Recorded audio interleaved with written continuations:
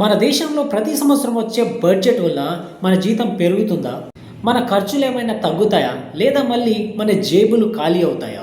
Budget గురించి చాలా మంది చాలా విధాలుగా అయితే చెప్తా ఉంటారు. బట్ ఈ వీడియోలో మనం చాలా సింప్లెస్ట్ వేలో తెలుసుకునే ప్రయత్నం చేద్దాం. So hello guys, welcome back to the channel. నా పేరు Sumanth and let's get started. అసలు బడ్జెట్ అంటే ఏంటి? బడ్జెట్ అంటే గవర్నమెంట్ మన దగ్గర నుంచి డబ్బుని ఎలా తీసుకుంటుంది అండ్ అదే డబ్బుని మన మీద ఎలా ఖర్చు పెడుతుందనే పవర్ స్టేట్మెంటే బడ్జెట్. బడ్జెట్ అనేది ఏదో ఒక ఉపన్యాసమో నంబర్సే కాదు, ఇది దేశం యొక్క దిశను నిర్ధారిస్తుంది. ఈసారి బడ్జెట్ 2026 ఏప్రిల్ నుంచి 2027 మార్చ్ వరకు ఉంటుంది. ఈసారి మన భారతదేశం యొక్క బడ్జెట్ ఎంతో తెలుసా? 53.5 లక్షల కోట్ల రూపాయలు. అసలు ఇంత డబ్బు ఎక్కడి నుంచి వస్తుంది? మనం కట్టే ట్యాక్స్, జిఎస్టీ మరియు కొంతవరకు బ్యాంకుల దగ్గర నుంచి లోన్ కూడా తీసుకొని ఈ బడ్జెట్ ని రూపొందిస్తారు. అంటే స్పష్టంగా చెప్పాలంటే మన దేశం నడుస్తుంది మన డబ్బుతోనే. ఇప్పుడు మన దేశం పరిస్థితి చూస్తే సంపాదించడం కంటే కూడా ఖర్చే ఎక్కువ ఉంటుంది. ప్రభుత్వం సంపాదించింది 36 లక్షల కోట్లు మాత్రమే, కానీ ఖర్చు పెడుతుంది 53.5 లక్షల కోట్ల రూపాయలు. ఇక్కడ చూస్తే దాదాపుగా 17 లక్షల కోట్ల రూపాయలు మనం అప్పుగా బ్యాంక్స్ దగ్గర నుంచి తీసుకొని డెవలప్మెంట్ కోసం యూజ్ చేయబోతున్నాం. ఇక్కడ మనకు సంపాదన కంటే కూడా ఖర్చు ఎక్కువ ఉంది కాబట్టి దీన్ని ఫిక్స్డ్ డెఫిసిట్ అంటారు. మరి ఇది మనకు ప్రాబ్లమేటిక్ అంటే మనకంటే పెద్ద పెద్ద కంట్రీస్ కూడా చాలా ఫిక్స్డ్ డెఫిసిట్లోనే బడ్జెట్ని రూపొందిస్తున్నాయి. America 7%, Japan 6% and France 5%. మనకున్నది మాత్రం 4.3 ఫిక్స్డ్ డిపాజిట్ మాత్రమే. అంటే మనకంటే పెద్ద దేశాలే అప్పుల్లోకి ఉన్నాయన్నమాట.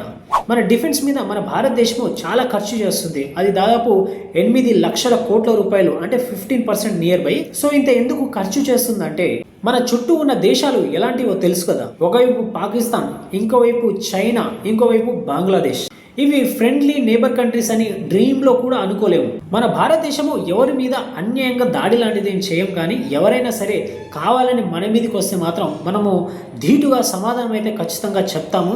సో దానికి సంసిద్ధంగా ఉండేందుకు ఇంత బడ్జెట్ని అయితే కేటాయించడం జరుగుతుంది. సో ఇంత ఎందుకు ఖర్చు చేస్తుందంటే కొత్త fighter jets, advance missiles and మన సొంత దేశంలోనే ఈ డిఫెన్స్ టెక్నాలజీని పెంచుకునేందుకు ఇంత ఖర్చు చేయబోతున్నాం. ఇది జస్ట్ ఖర్చు కాదు, ఇది సర్వైవల్ కోసం, మనల్ని మనం స్ట్రాంగ్ గా చేసుకునేందుకు. రోడ్డు, రైలు రఫ్తార్ ఈ బడ్జెట్ లో దేశాన్ని పరుగులు పెట్టించాలనే పెద్ద ప్లానే ఉంది. High speed railway corridors, city to city travel easy అయ్యేందుకు మంచి మంచి రోడ్స్ బాగుంటే బిజినెస్ కూడా ఫాస్ట్ అవుతుంది. సో రోడ్డు, రైళ్లు వేగంగా ఉంటే దేశం అభివృద్ధికి పరుగులు తీస్తుంది. మరి యూత్ కి ఏమి ఇస్తున్నారంటే ఇక్కడ ఒక షాకింగ్ పాయింట్ అయితే ఉంది. ఇప్పుడు ప్రభుత్వం కంటెంట్ క్రియేషన్ ని కూడా చాలా సీరియస్ గా తీసుకుంటుంది.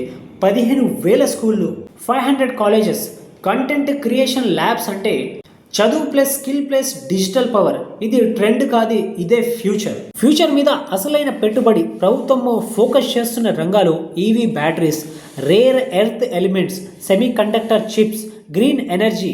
రేపు ప్రపంచంతో మనం పోటీ పడాలంటే ఇండియా వెనుకబడకూడదు అంటే వీటి మీద ఫోకస్ చేయడం చాలా ఇంపార్టెంట్. అండ్ అలాంటి డెసిషనే మన వాళ్ళు తీసుకున్నారు. మెడికల్ మీద కూడా ఊరట.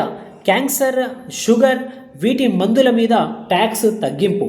ఏవి ఖరీదవుతాయంటే సూటిగా చెప్పేస్తున్న మందు, సిగరెట్లు, ట్రేడింగ్ లాభాలపై ఎక్కువ ట్యాక్స్ గవర్నమెంట్ విధిస్తుంది. ఇది గవర్నమెంట్ తీసుకుంటున్నటువంటి స్టాండ్. ఆరోగ్యం ప్లస్ స్టెబిలిటీ. మరి ఈ బడ్జెట్ లో మిడిల్ క్లాస్ వాళ్లకు ఏముందంటే ఏదో పెద్ద గిఫ్ట్ ఇచ్చినట్టు కాదు, అలానే భారీ దెబ్బ అని కూడా కాదు, కానీ ఒక క్లియర్ మెసేజ్ ఉంది. దేశానికి బడ్జెట్ ఉంది, ప్రభుత్వానికి ప్లాన్ ఉంది, కానీ నీకు ప్లాన్ ఉందా?